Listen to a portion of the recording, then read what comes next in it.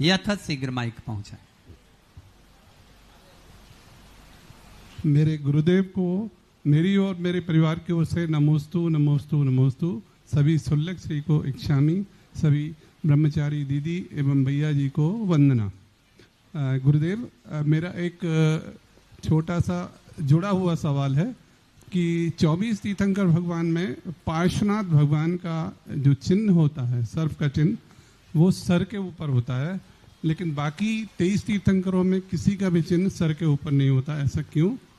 और दूसरा कि हम श्रावक लोग जब पार्श्वनाथ भगवान के मस्तक पर अभिषेक या शांति धारा करते हैं तो कई भाई लोग ऊपर चिन्ह के ऊपर भी शांति धारा या अभिषेक कर देते हैं, वो सही है या गलत है? पहली बात, पार्श्वनाथ का जो चिन्ह है वो फन वाला चिन्ह है ही नहीं। चिन्ह तो नीचे वाला ही होता है 24 तीर्थंकरों में, ऊपर चिन्ह नहीं है। ऊपर उनकी कथा है, उनका इतिहास है। प्रतिष्ठा पाठों में आया कि मूर्ति में इस आकृति की बनाई जाए जिससे उनके दर्शन करते उनका जीवन चरित्र पता चल जाए और वीतरागता खत्म नहीं हो। वीतरागता तो खत्म नहीं हो, उनके मुनित्व में दोष नहीं लगे, बल्कि उस मुनित्व की महिमा और बढ़ जाए। जैसे बाहुबली पे बेल चढ़ गई, तो बेल चढ़ जाने से क्या मुनि का मुनित्व खत्म होगा? नहीं होगा, क्योंकि वो परिग्रह में नहीं आएगा। वस्तु तो नहीं है ना। सांप चढ़ जाए मुनिराज के ऊपर तो क्या मुनि का मुनित्व खत्म होगा? नहीं, बल्कि और बढ़ेगा कि अरे देखो महाराज ध्यान में बैठे, सांप ऊपर चढ़ गया, बेलें चढ़ गई। उनको देखकर भगवान की मूर्ति ऐसी बनाओ जिनको देखते ही हमारे लिए कुछ गुण मिल जाए। जैसे बाहुबली की मूर्ति देखते क्या भाव आता है, ओहो ऐसी तपस्या की, सांप चढ़ गए, बामी चढ़ गई, बेलें चढ़ गई। तो ये प्रतिष्ठा पर मूर्ति का शिल्प कहलाता है। हालांकि वो बेलें मुनि अवस्था में थी, भगवान की अवस्था में नहीं। भगवान पारसनाथ को जो सर्प है ये मुनि अवस्था में उपसर्ग विजेता का था। अब पारसनाथ के उस सर्प को देखते ही लगता है ओहो इतने दयालु थे कि नाग नागन को बचाया, और धन्य है वे उपकारी कि भगवान ने उन पर उपकार किया था तो उसका उपकार का बदला चुकाने के लिए उपसर्ग दूर करने आ गए। अब उस सर्प से कोई मुनित्व खटनत नहीं हो रहा क्योंकि वो परिग्रह की कोटि में नहीं आता। इसलिए वो उपसर्ग के एक कहानी कहने को कि भगवान पारसनाथ उपसर्ग केवली थे, इन्होंने घोर उपसर्ग सहन किया फिर भी अपने स्वभाव से नहीं डिगे, इस बात को बताने के लिए वह सर्प का ऊपर आकृति बनाई जाती। दो भगवानों ऊपर सर्प की आकृति बनती है, पार्श्वनाथ में और सुपार्श्वनाथ में भी कहीं कहीं देखने को मिलती है।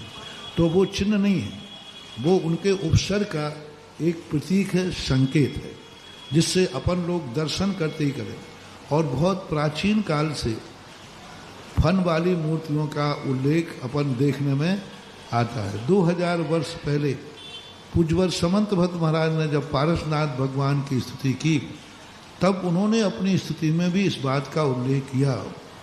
जुगूह नागो धरणो धराधरम विराग संध्या तरितम बृहत फणा मंडल मंडपेने स्फुरत तड़िक पिंग रुचोप शरणाम। जुगूह नागो धरणो धराधरम, हे भगवान जन्मी से निकलकर धरने में आकर के ऐसा विकराल रूप धारण करके आपको चारों तरफ से घेर लिया और उस दुष्ट कमष्ट का सारा उपसर्ग निवारण कर दिया।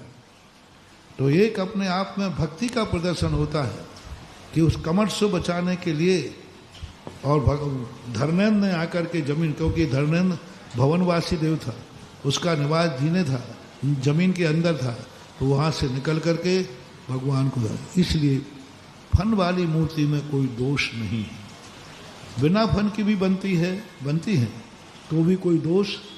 दोनों मूर्तियाँ वंदनीय हैं, नमस्कार के योग्य हैं। अब रही बात भगवान के ऊपर की अभिषेक की, तो फन के ऊपर से अभिषेक नहीं होना चाहिए चला करके। हाँ, अब इतनी छोटी मूर्ति है, आपके प्रश्न पर मुझे एक बहुत छोटे से समय की एक घटना याद है। बहुत छोटा था, कितना छोटा था मुझे पूरा ध्यान नहीं है। लेकिन घटना याद है। एक दादाजी को सूतक सुआ लग गया, वो अभिषेक किया करते थे, तो उनको कोई को अभिषेक दिखाना था। मैं मंदिर गया तो बोले बेटा यहाँ, बोले बेटा तू कपड़ा पहन ले, धोती दुपट्टा, मुझे अभिषेक दिखा दे। अब मुझे कुछ आता जाता था नहीं, बस तुझे कुछ नहीं करना, मैं सब पढ़ दूंगा, तू तो ऐसा ढाल देना, मैंने कर देंगे। और एक छोटी सी मूर्ति थी, फनबुल को छोटा सा था, अब मैंने कोई उठा ली छोटी सी और बैठा के हमने उस पर जल डाल दिया। अब वो दादाजी इतने गुस्सा हुआ, तूने जल बिगाड़ दिया, सब भ्रष्ट कर दिया, फन के ऊपर सब पानी डाल दिया, ये सब गंदोदक कर दिया, ये तो देवता तो। और मैंने कहा कब कैसे करूं, क्या करूं? तो मैंने कही दादाजी ऊपर फन बना, नीचे भी तो सांप बना है। और वो बात थी, आप तू मुझे शिक्षा दे रहा है, तू मुझे बता रहा है। अब मैंने चुपचाप रहा। मैंने कहा दादाजी गुस्सा मत हो। मैंने भगवान को दूसरी थाली में रखा और भगवान का फन पढ़ के मुंडी टेढ़ी की। देख और यूं यूं वहां डाल के मैंने कहा दादाजी गुस्सा मत होना, ये गंदोदक तुम ले लो, वो मैं ले लूंगा, ऐसे समस्या निपटाई दिया। तो उसको ऐसा मान लेना, चला करके फन पे अभिषेक करना नहीं।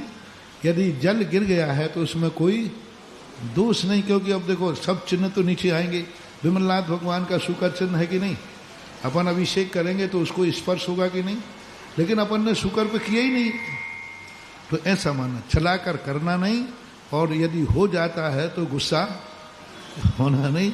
मुझे याद आ गया बहुत। गुरुदेव कह रहे थे कि मैं छोटा था, अभी सुधा का सागर पढ़ रहे हैं लोग। गुरुजी छोटे से ही बहुत बड़े थे, बचपन ही बहुत बड़े आकाश की ऊंचाइयों को लिए हुए था। हमने पढ़ा, लोगों ने भी पढ़ा होगा, एक एक वर्ष गुरुजी को 7 बार बुखार, तेज बुखार, मुझे नाम याद नहीं आ रहा, वो हुआ। उसके बाद एक बार खतरनाक निमोनिया हुआ, और तो और अब मैं आगे बताऊंगा, जिज्ञासा रखें प्रियांशी जी।